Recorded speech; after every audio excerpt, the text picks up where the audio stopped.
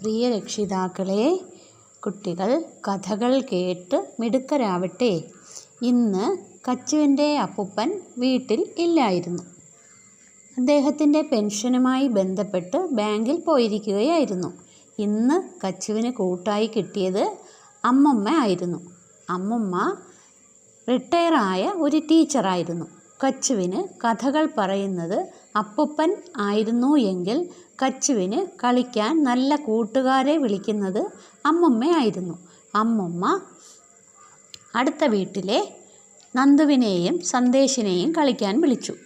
വലിയ സന്തോഷത്തോടെ നന്ദുവും സന്ദേശും എത്തി. അവരുടെ മാതാപിതാക്കളുടെ സമ്മതത്തോടെ ആയിരുന്നു കച്ചുവിൻ്റെ അമ്മമ്മ അവരെ വിളിച്ചത്.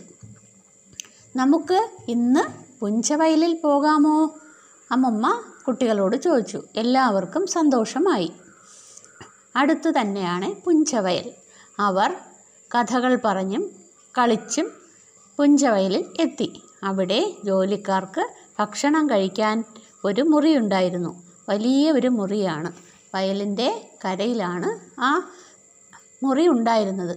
കച്ചുവും കൂട്ടരും വീട്ടിൽ നിന്ന് ഒരു പാത്രത്തിൽ കുറച്ച് പേരയ്ക്ക കൊണ്ടുവന്നിരുന്നു. അവർ ആ പേരയ്ക്ക മുറിയിൽ വച്ചു. ജോലിക്കാർ വയലിൽ നിന്ന് ഉഴുന്ന് പറിക്കുകയായിരുന്നു. കച്ചുവിനും കൂട്ടുകാർക്കും അവരോടൊപ്പം ഉഴുന്ന് പറിക്കാൻ ഇഷ്ടമായി. അമ്മമ്മ ഒരു സഞ്ചി എടുത്തു. ജോലിക്കാർക്കൊപ്പം അവരും പഴുത്തതും ഉണങ്ങിയതുമായ ഉഴുന്ന് പറിച്ചുകൊണ്ടിരുന്നു. ഇത് എന്തിനാണെന്ന് അറിയാമോ കച്ചു? ഇത് ദോശ ഉണ്ടാക്കാനും ഇഡ്ഡലി ഉണ്ടാക്കാനും ഉപയോഗിക്കുന്നതാണ്. നമുക്ക് വേവിച്ച ഭക്ഷണമായും ഈ ഉഴുന്ന് കഴിക്കാം. അവർ സഞ്ചി നിറയെ ഉഴുന്ന് പറിച്ച് മുറിക്കുള്ളിൽ വച്ചു. അമ്മമ്മ അവർക്ക് കുട്ടത്തിപ്രാവിൻ്റെ കഥ പറഞ്ഞു കൊടുത്തു. ഒരിക്കൽ ഒരിടത്ത് ചേട്ടത്തിപ്രാവും കുട്ടത്തിപ്രാവും ഉണ്ടായിരുന്നു. ചേട്ടത്തിപ്രാവ് വയലിൽ നിന്ന് പയർമണികൾ കൊത്തിക്കൊണ്ടുവരുമായിരുന്നു. അങ്ങനെ ഒരു നാഴി പയറായപ്പോൾ ഒരു ദിവസം കുട്ടത്തിപ്രാവിനോട് ചേട്ടത്തിപ്രാവ് പറഞ്ഞു, കുട്ടത്തി, ഈ പയർ മുഴുവൻ ഇന്ന് വറുത്തു വയ്ക്കണേ, ഞാൻ തീറ്റ തേടി പോവുകയാണ് എന്ന് പറഞ്ഞു പോയി. കുട്ടത്തിപ്രാവ് ആ പയർ വറുത്തു വച്ചു. എന്നാൽ പയർമണികൾ വറുത്തപ്പോൾ അളവിൽ കുറവായതായി കുട്ടത്തിക്ക് തോന്നി.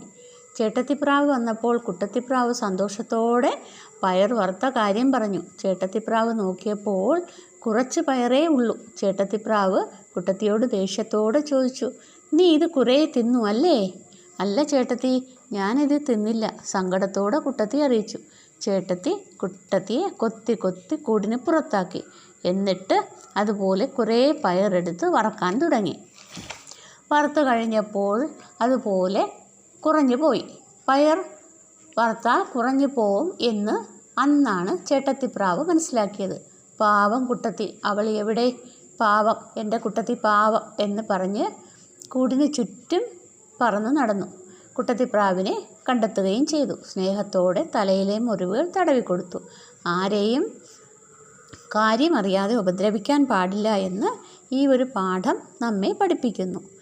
അങ്ങനെ അമ്മമ്മ കഥ പറഞ്ഞ് തീർന്നു. കഥ ഇഷ്ടമായാൽ ഷെയർ ചെയ്യണേ, ലൈക്കും ചെയ്യണേ.